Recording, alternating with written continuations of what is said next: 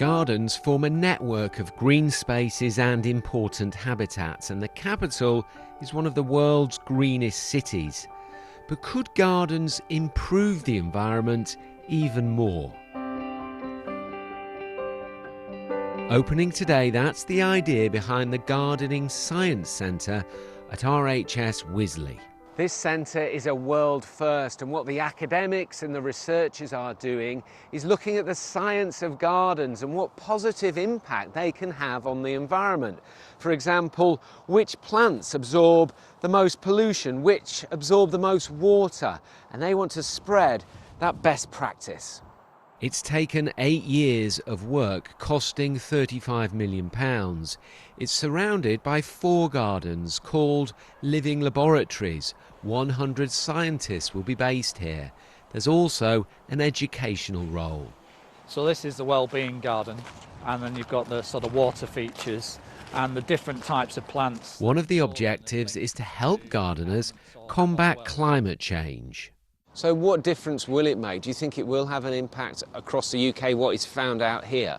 Yes, definitely. I think in relation to protecting our gardens from new pests and diseases such as things like xylella, to putting choices of plants that people can choose that perhaps use less water or that do capture more pollution and more carbon. And the way that we garden, I think, the information and science we learn, we want to share that so that people can get inspired to grow and to be more connected with nature. There's also a focus on finding out more about the health and mental benefits of gardens, as well as controlling pests and disease. So these have multiple benefits, plants like these?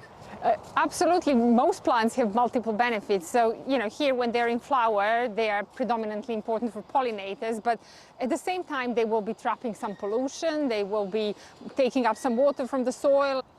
So how can you make your garden better for the environment? It's a seed and matting that's easily obtainable and easy to look after. It could go to something as small as, a dog kennel. And what it will do for you is, it will cool the environment underneath it. So, for example, this shed will be a few degrees cooler than if you had just a normal roof on it. It would also store some water.